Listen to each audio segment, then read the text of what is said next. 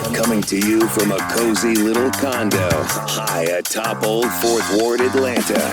Welcome to The Ron Show on America One Radio. Here's your host, Ron Roberts. All right, it's primary election day here in the state of Georgia. First thing I did.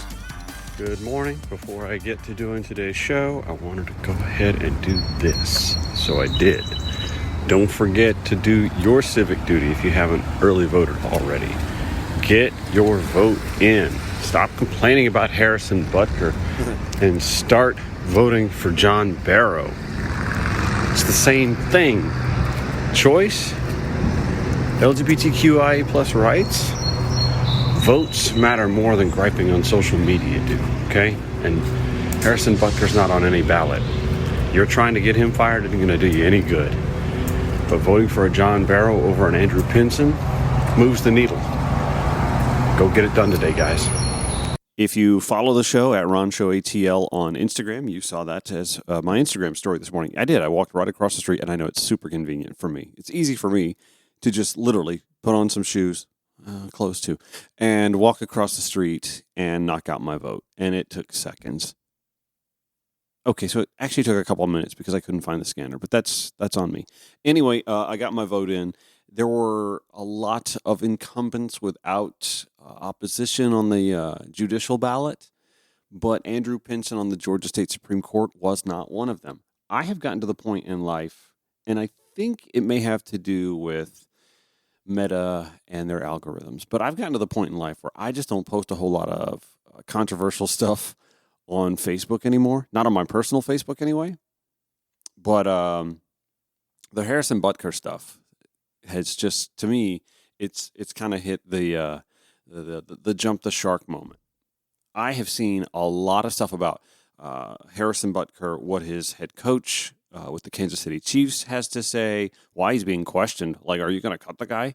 Why the franchise owner and the owner's daughter are having to weigh in. Are you going to fire the man? What's going to be done? Will there be any repercussions, or will there be a suspension or a fine or something? The league is being asked to weigh in.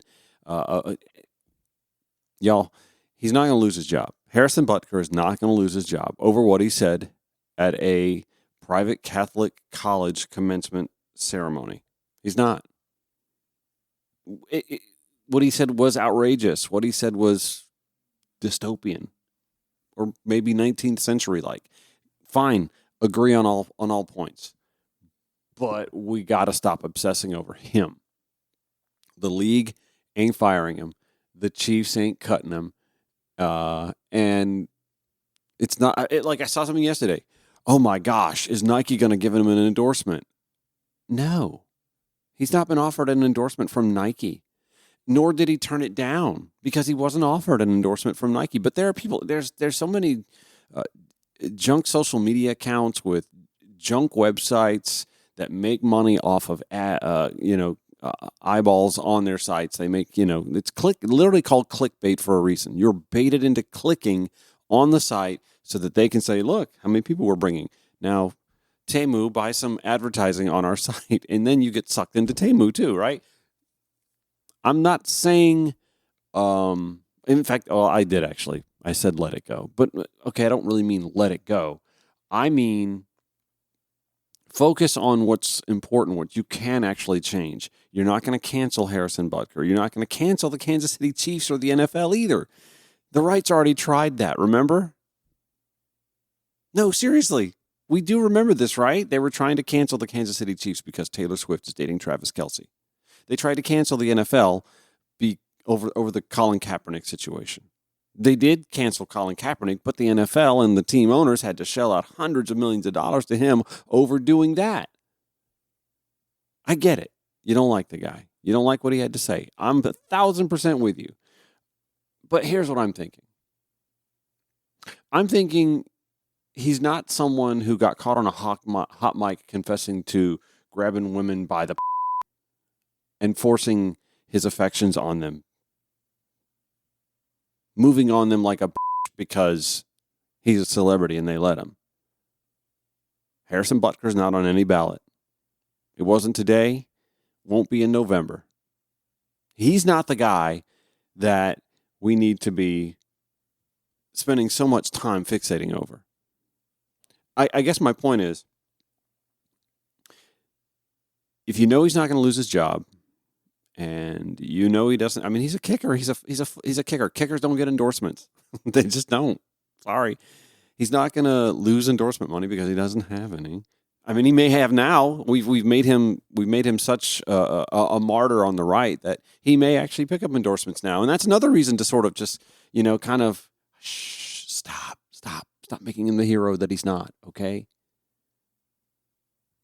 I had one person on my post, my personal Facebook post, say this: words only have as much power as you give them. Yes, there's something to be said for that. My friend Barb, she posted something about, the whataboutism, LeBron James, Colin Kaepernick, Serena Williams, all told to stick to their sport. Yes. Laura Ingraham told LeBron James, shut up and dribble or shoot the ball, whatever. It was dumb. And she's got nothing to say about Harrison Butker just sticking to kicking the football. No, obviously, there's hypocrisy amongst right-wing media. Duh, pundits on the right are hypocrites. Shock, surprise, no. But also LeBron James, Serena Williams, they face no repercussions. It's apples and oranges. Colin Kaepernick was in a uniform at a league event, and he took a knee. Is it wrong that he faced repercussions over that? Abso-damn-lutely. But that's the difference. So I guess my point is what my friend Michael said. Stop giving his words power. Stop giving this guy power. He's not, I mean, he's an NFL kicker. He's not even that important to the game. And we're giving him more importance to societal conversation over LGBTQIA plus rights and a woman's right to choose when that shit is literally on the ballot. Today's election day. Yeah, I know what you're thinking. Oh, it's just a primary. No big deal. No, it's election day. We have a Georgia State Supreme Court seat that is up for grabs, and we have two choices. Someone who adjudicated to affirm a 6-week abortion ban in the state of Georgia, and a man who vows to stand in the way of anti-choice legislation, regulation in the state of Georgia. But I guarantee, I can almost tell in my gut, because there's so much malaise from the center and the left and the far left about 2024 elections.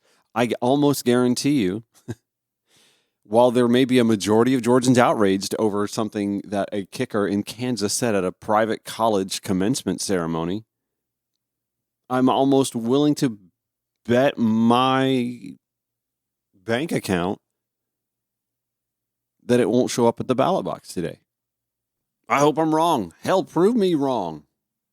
I just know that I went across the street to vote this morning, and I can report it ain't just because of where I live, what county I'm in, what city I'm in, what part of the state I'm in. Harrison Butker's not on the ballot.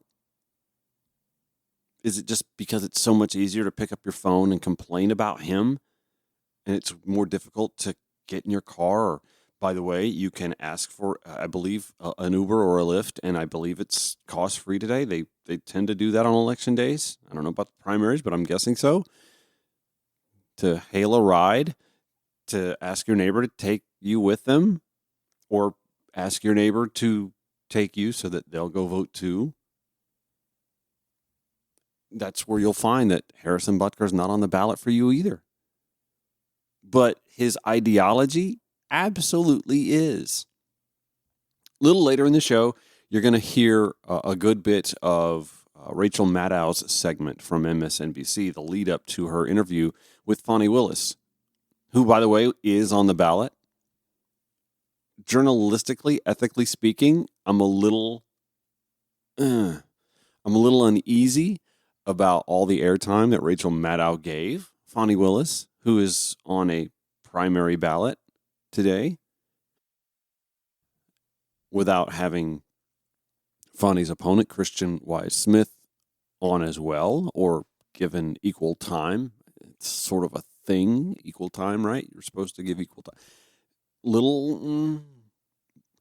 But Rachel actually does talk at great length about the fact that the Fani Willises and the Alvin Braggs, the Jack Smiths, these prosecutors who are under intense scrutiny and attack from MAGA zealots on the right, many who are in office, aren't being defended by anybody.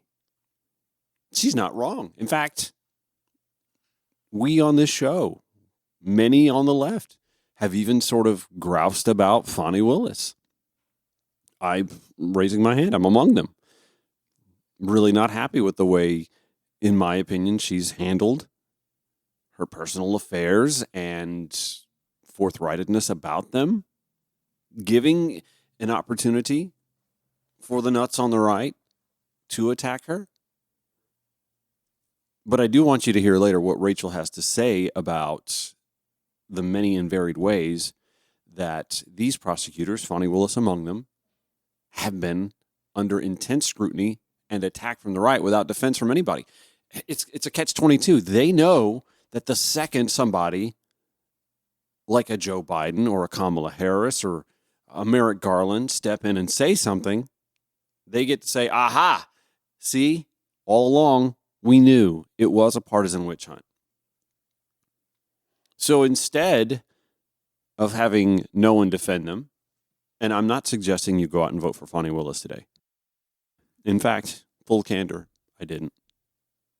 I am suggesting that the last line of defense for the rule of law, for all people, not just the marginalized minorities that have been hyper-targeted for decades,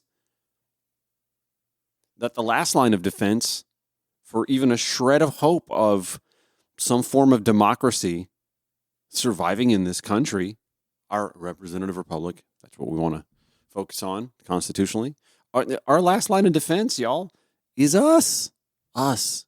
You, me, we the people. And it's not because Democrats are weak. It's because they have to stay on the sidelines in this situation so that they don't appear to be meddling. And I don't think they are.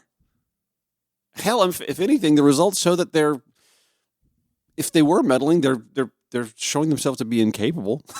But I don't think they are. I think, unfortunately, they're having to stand on the sidelines while their ideological opposition is moving the needle instead.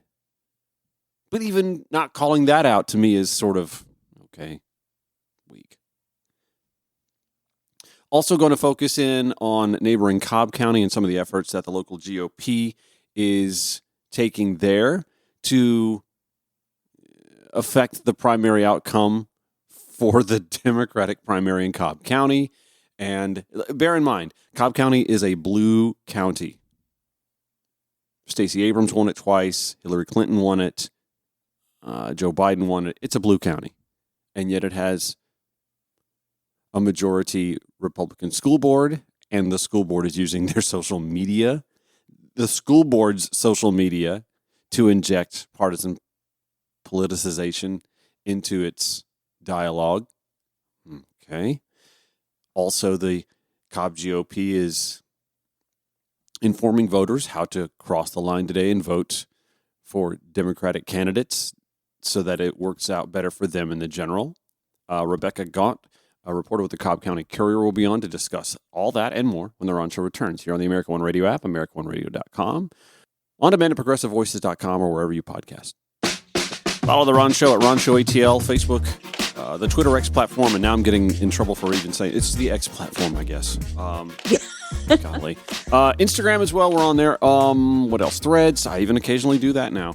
Rebecca Gaunt joining us, reporter with the Cobb County Courier. Good morning, and thank you for joining us. So I have honestly not paid a whole lot of attention to what's going on in Cobb County, but I hope the Cobb County voters have. We just finished a segment where we're talking about the disconnect between a majority of this country, and I think that there's a very slim majority in this country that is center-left or left, and how we're arguing about who to vote for, if we're going to vote for the presidency, and then, flash forward a year later, we'll be unhappy with the results if we don't. And yet Cobb County is not all that different. It is a majority blue county, has been since, at least 2016, 2014, whatever. 2018, we saw Stacey Abrams win. We saw Hillary Clinton win. We saw Joe Biden win. They've won that county. And yet you've got a majority Republican school district. And I say to the liberal voters in Cobb County, stop complaining and start voting, right? I mean, the numbers are there. They just got to show up and vote. And today's a great opportunity to do that. We do, yeah. We have the several key positions on the school board are up. And I mean, really today, the primary, there's no opposition in the primaries, but definitely some major races on the books for November. But let's talk a little bit about some of the chicanery. Like the Cobb GOP is out there kind of floating around some tactics to get people to cross lines to vote in the Democratic primary to get the lesser candidates somehow on the ballot. Have you followed that story much at all? I have seen the graphic. I haven't found it publicly posted anyway, but someone got a hold of it, and I did see that where they are making recommendations to go and get the Democratic ballot. And yeah, they have come up with their formula for who they think are the best, who will be the candidates, Democratic candidates. They'll be easiest for Republicans to beat. I have no idea how they made those decisions or whatnot. And it's not a new tactic. This is the kind of thing that happens. We have open primaries. You can vote in either one that you want. But to me, what stood out was not so much this move of. That I've seen that before. What stood out to me, though, is that these there are multiple questions on both ballots that they want you to answer, and one in particular that stood out is there is a question on the Democratic primary ballot today that says, "Do you agree Cobb Schools administration has a duty to focus on research-based curriculum and teaching, and they should avoid wasting taxpayer funds on personal political vendettas that undermine professionalism and credibility and divide our community?" And what I thought was notable is that they also, the Cobb GOP gave recommendations on how to vote on these questions. And on this question, they have advised everyone to vote no. Mm-hmm.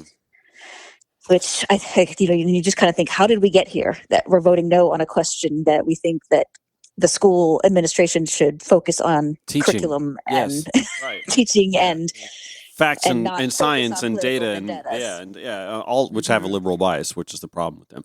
That being said, we do have some issues, going on with the school district. Like, for example, they're using their school district social media to politicize.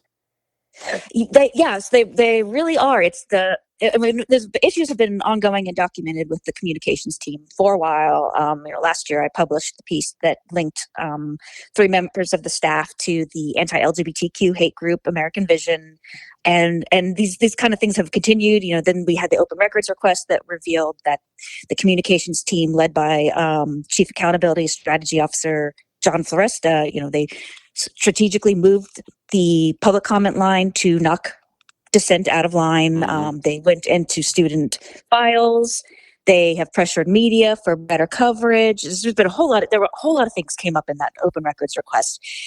So I think things have kind of gone up a hill again, because on Thursday night at the board meeting, John Floresta's contract came up for renewal, and it was renewed by the majority. The 3 Democrats, technically the Democrats did not name the staff member that they tried to remove from the roster.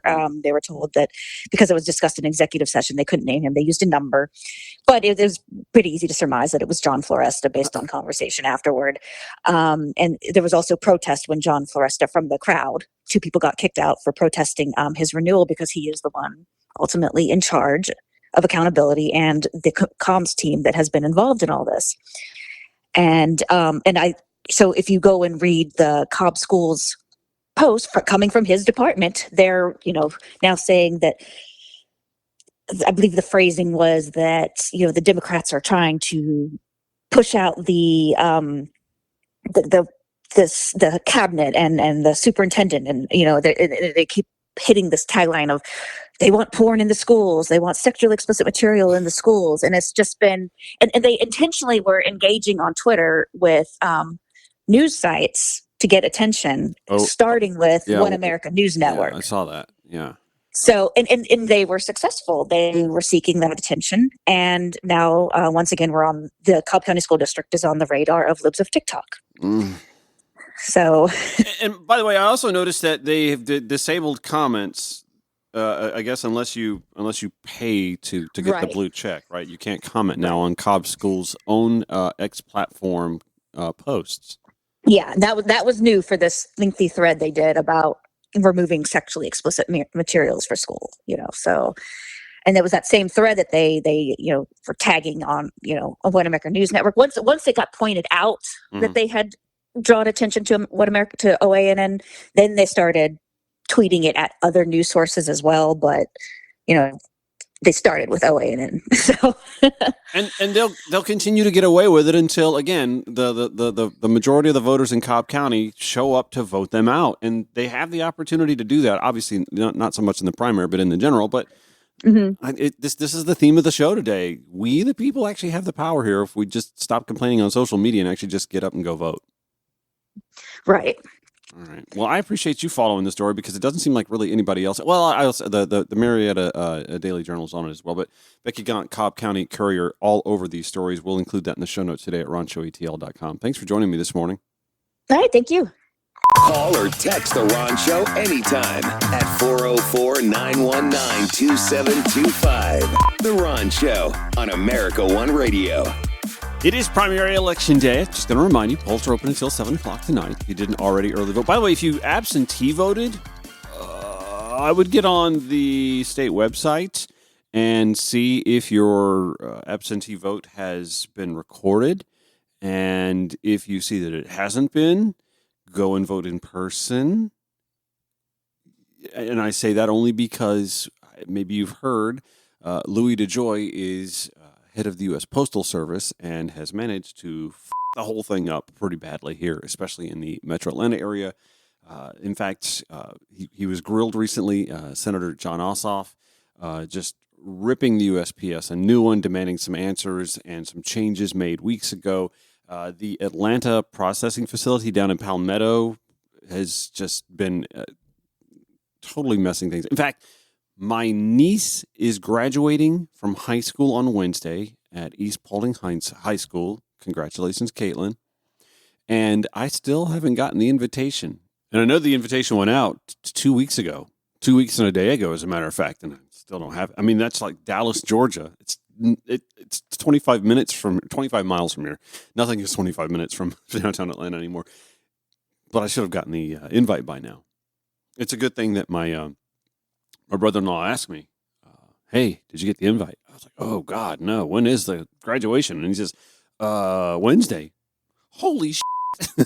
Now I've got to make plans to go to East Paulding. I mean, I'm going. It's cool. We're going. But, yeah, I still don't have the invite. If you voted absentee in the last couple of weeks, there's a strong likelihood because of the processing situation in Palmetto, Georgia at the USPS facility there that your absentee ballot isn't going to make it in time. So just go check the Secretary of State's website and make sure that your vote has been recorded. Cool. Again, the theme of the show today seems to be a lot of, hey, we can actually do this ourselves, right? That we can actually affect the change that we need if we participate in our electoral process. And I've probably done segments and shows on this before, at least a dozen times in the 17, 18 months or so that this show has been on the air, that when we show up in numbers, that we can actually affect the change that we're looking for. We just don't. We've not been very consistent about it for most of my life. We don't show up for midterms in the numbers needed. And like, again, 2022 was a huge rebuke. 2018, a huge rebuke. 2020, big time rebuke of the Trump MAGA ideology. But now we're kind of hemming and hawing because, well, we don't like the way things are going with the war in Israel and Gaza. Understandable. We've got quibbles and questions. But we have to think the alternative is what? And is that going to be any better? Obviously not. Last night, Rachel Maddow gave airtime to Fani Willis, who was on the primary ballot today. Journalistically, ethically, I'm thinking if you didn't let Christian Wise Smith on your show with equal time, I've got issues. But nonetheless, Fani Willis was on Rachel Maddow yesterday. But before then, Rachel led in with a thorough summation of The scrutiny, the targeting, the threats that prosecutors like Letitia James, the Attorney General of New York, like Alvin Bragg in New York City, Jack Smith, and of course Fani Willis here in Atlanta, have had to deal with as they attempt to bring justice to the presumptive nominee of the GOP, the former president, Donald John Trump. The Stormy Daniels pay to cover up the affair hush money case. This is the only one that's going to go to trial before the election? Really? It wasn't supposed to be the first one. Remember what was going to be the first one? What was going to be the first one was a trial of Donald Trump for the big issue, right? For him trying to throw out the results of the 2020 election so he could stay in power even though he lost. Prosecutors asked the judge to start this trial 2 months ago. The first trial date they asked for was in early March 2024. That was going to be first. What happened to that? Well, when it emerged, January 2021, that there was a recording of Trump live on the phone demanding that Georgia officials falsify the election results and declare him the winner. When everybody heard that tape, everybody over the age of 0 in this country knew that there would have to be a criminal investigation of that. I mean, that very much sounded like the commission of a very obvious crime on tape. The district attorney in the county where the phone call took place then opened that criminal investigation. Of course she did. How could she not have? But then what happened, right? They opened the floodgates on her. Here's where I would argue she kind of gave them some ammunition, though. There is that. In a way that is underappreciated in this country. First thing they did, Republicans in the state legislature decided that for the first time in the history of that state, they needed to give themselves a new power. They needed to give themselves the power to remove prosecutors from their jobs, even in the middle of a case. Now, Republicans in the Georgia state legislature never wanted that power before now in the whole history of the state. But now that Trump's under investigation for a crime, now they want that new power. This new law giving themselves that power, they passed it in such a rush, it suffered from what you might charitably call constitutional infirmities. They then had to pass it again, so they did. And in so doing, they created a board with all Republican appointees. It has a brand new power under the laws of the state of Georgia to discipline and remove prosecutors in the middle of their cases. A power they never had before, never wanted before, not before Fani Willis brought a case against Donald Trump. Another reason to show up and vote today when you've got a Georgia State Supreme Court seat up for grabs. John Barrow taking on the incumbent, Andrew Pinson, who would allow this sort of GOP chicanery to continue unabated, obviously, because he was appointed by Brian Kemp, the Republican governor. But that was only the start. Led by one of the Republicans who served as a fake elector in Georgia. That would be Lieutenant Governor Burt Jones, who will be running for governor soon. Republicans in that state then formed a Georgia Senate Special Committee on Investigations. Oh, what investigations are they wanting to do? They are specifically investigating Fani Willis. They formed a new committee just for that purpose. The head of that new committee to investigate Fani Willis went to the Georgia State Republican Convention this weekend to brag about how he's about to subpoena her, to testify under oath and force her to hand over evidence to the Republicans in the Georgia State Senate. They're characterizing it as a financial concern. But he's been very explicit that the financial concern he has is that she's expending financial resources on the Trump prosecution. Which wouldn't be so expensive if the right would stop meddling in the case in the first place and enabling the constant delays and obstruction in getting to the end of, the beginning of a trial to get to the end of a trial. Republicans at the county level in Georgia are now saying they want to put her office through an audit. A Republican member of Congress from Georgia has filed an ethics complaint against her. The height of irony that Marjorie Taylor, bleach blonde, bad-built butch body green, is filing an ethics complaint against anybody is laughable. The Republican chairman of the House Judiciary Committee in Washington, Republican Congressman Jim Jordan, has opened an investigation of her in Washington as well and has subpoenaed her and is now threatening to hold her in contempt of Congress, threatening to put her in jail. The same Jim Jordan who didn't show up for January 6th committee testimony, who should himself have been held in contempt of Congress. But go on, Jim. And now 2 Republican U.S. senators are jumping in as well. Senators Ron Johnson and Chuck Grassley. Neither from Georgia. Just announcing a few days ago that they, too, are going to open a new investigation of this Georgia prosecutor, Fani Willis, this time opening this investigation in the United States Senate. They have created a maelstrom of political harassment and pressure, bringing it down to bear on this one prosecutor like a laser, because she brought this case against someone of their party who has political power. This is Republicans using their political power to try to shut off the legal system, to try to shut off the rule of law here so it cannot be used against their guy, against Trump. Let's get real about this and take it seriously.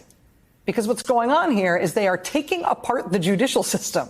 They are fundamentally changing the judiciary in the state, in the entire state, all to protect this one powerful defendant in their own party, whom she had the temerity to charge. Fani Willis is ably defending herself. She is good at this. I don't know. And she knew what she was walking into. I repeat, I don't know. But this story for all of us, this is not a profile in courage. This is a profile in cowardice. This is a profile in failure and neglect by us, by the country.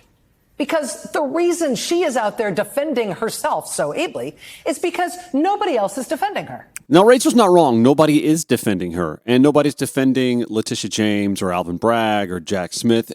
And that is on the whole wrong. However, the quibble I have with Fani Willis is she gave ammunition to the opposition. And that is what's troubling. And that's in large part what has ground this case to a halt, as it stands right now anyway. She's standing alone against all of this. The rule of law depends on the people who enforce it being able to enforce it, even when those who are implicated in a legal proceeding are powerful people. These are human beings. They are not magic. They are not bulletproof. They are not superhuman. And right now, they have no one defending them as they are being asked to bear superhuman pressure and threat. And I get it that there is a sort of good faith instinct against defending these folks, right? For Americans who believe in the independence and professionalism of the judiciary, why step up politically and defend a judge or a prosecutor? That's supposed to be a non-political part of our system, right? Mm-hmm. Right. True. Unless you're Brian Kemp and you roll out a $500,000 ad campaign to support the person that you put in the state Supreme Court seat that was vacated early so you could put someone in that seat instead of letting the voters decide who gets to sit in it. But here, in reality, in this era of this Republican Party, there is a ton of inappropriate political pressure, improper, craven, pretextual, dishonest intimidation being brought to bear on prosecutors and on judges from the right, from the allies of the former president. And it is working.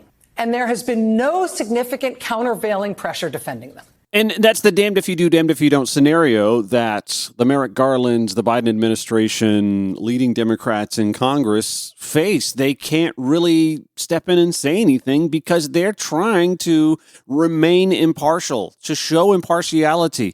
And the right just doesn't give a damn anymore. Why did I beep out that?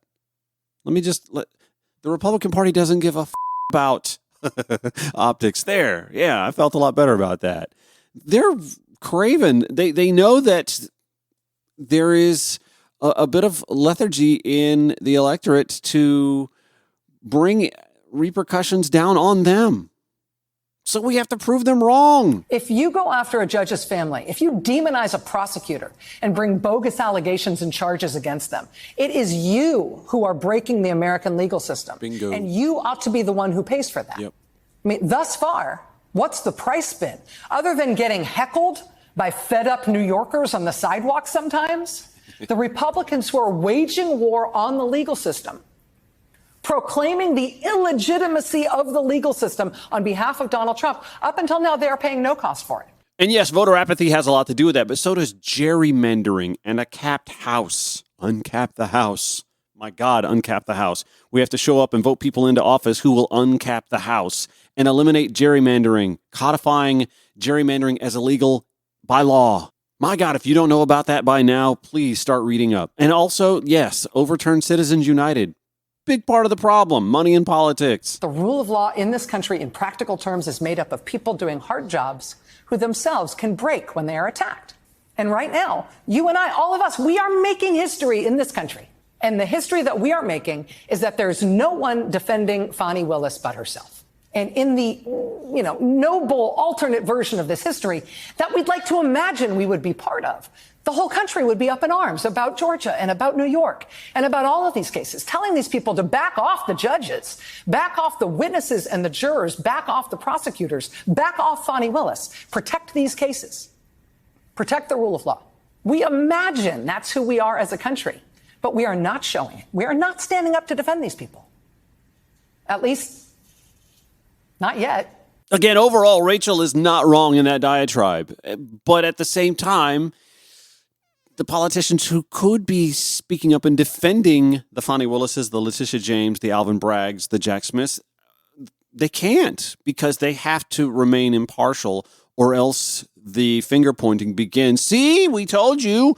They're putting their thumbs on the justice system. They're weaponizing the justice system the way they actually have been. They're completely okay with stacking the courts with judges when they usurp power by, winning office in 2000 and in 2016 because the Electoral College is so messed up because we, again, capped the House.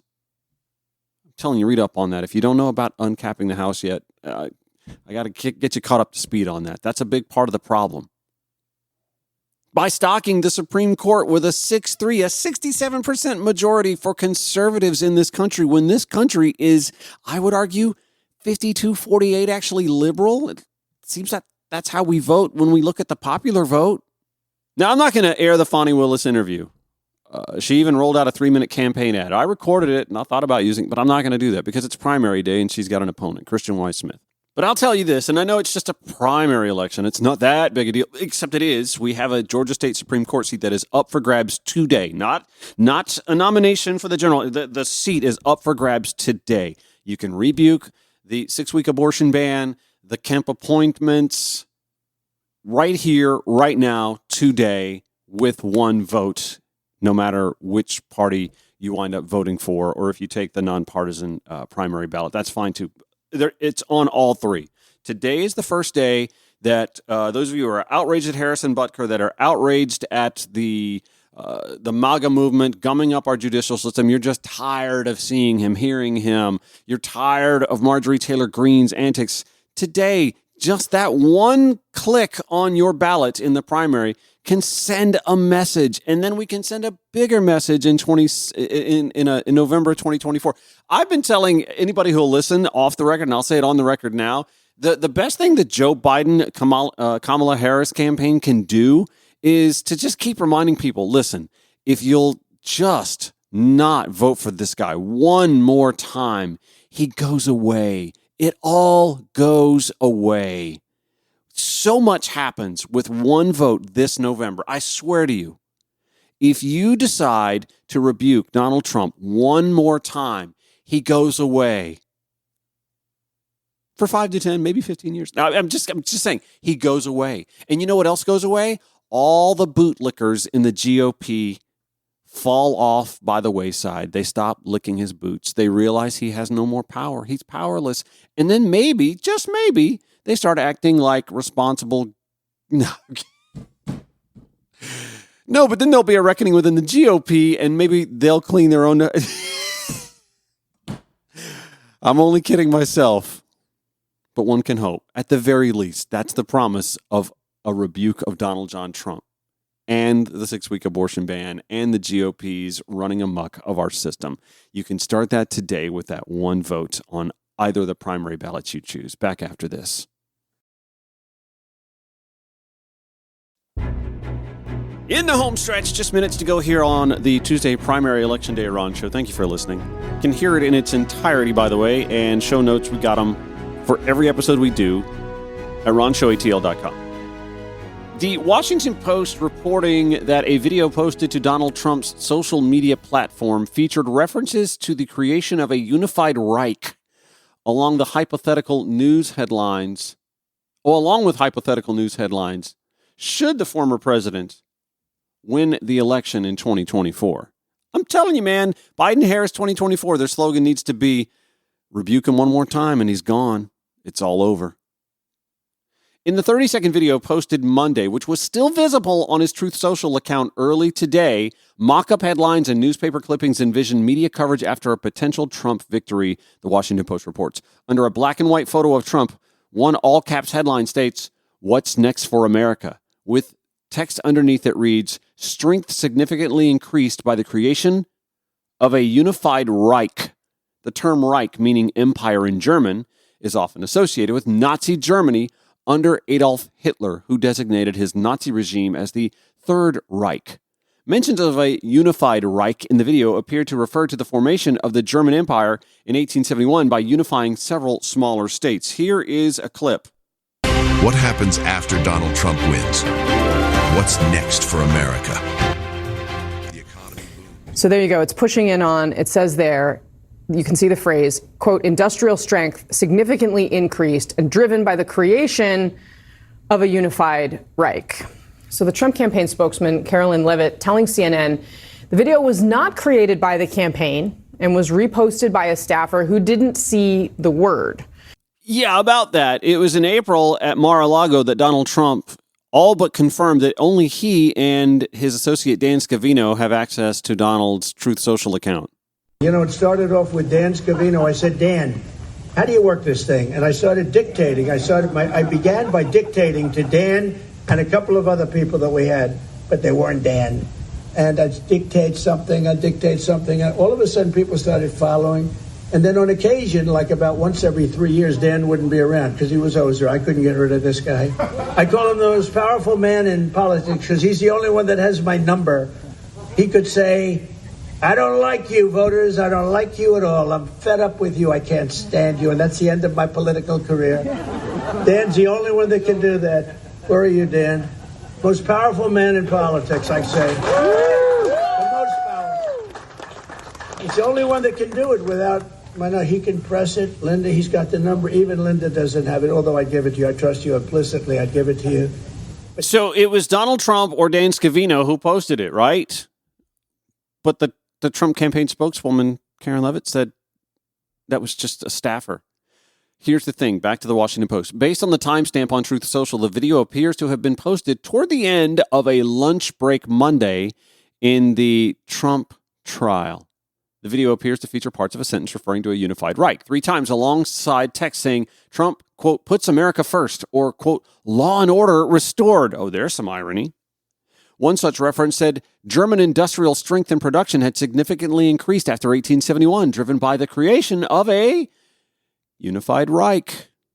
If you go to Truth Social to watch the clip, can I get the clip? We'll try and put that in the show notes. Other headlines include, it's a landslide, economy booms, envisioning that the, quote, border is closed and 15 million migrants deported during a second Trump term. This is, by the way, where I remind you, and I retweeted this. When did I retweet this? My God. It looks like it was many days ago. Joey Palomino, he shared this graph from the Cato Institute. Very interesting study done by the Cato Institute. If you look at the data, President Biden actually expelled a higher percentage of people at the border than Trump did. He also released a lower percentage of people than Trump did. You can't fix it without Congress, and Trump blew that chance. This is where I also point out that Senator John Ossoff is making the case as the Senate Democrats reintroduce a border bill, hoping it passes today. According to the Politically Georgia blog today, Senator Ossoff told the AJC's Greg Bluestein, the nation faces a, quote, grave and national security risk. If the Senate fails to adopt the Border Act, the legislation would make it more difficult for migrants to gain asylum, hire more border agents, and impose new controls on illegal crossings. We all know, of course, that the president has endured heavy criticism for the ongoing problems at the border. Customs and Border Protection's data show that there were still more than 6,000 average daily border crossings in March. But Ossoff insists the, quote, executive branch's failures are not an excuse for failures of the legislative branch. And yet the data shows that actually, if you look at the percentages, Biden's actually been tougher, which would actually draw scrutiny on the left. It's primary day. Let's keep our focus. Show notes and more at RonShowATL.com. Back tomorrow 9 to 10 a.m. on the American One Radio app, AmericanOneRadio.com. On demand all day at ProgressiveVoices.com or via podcast. We'll see you tomorrow. Go vote.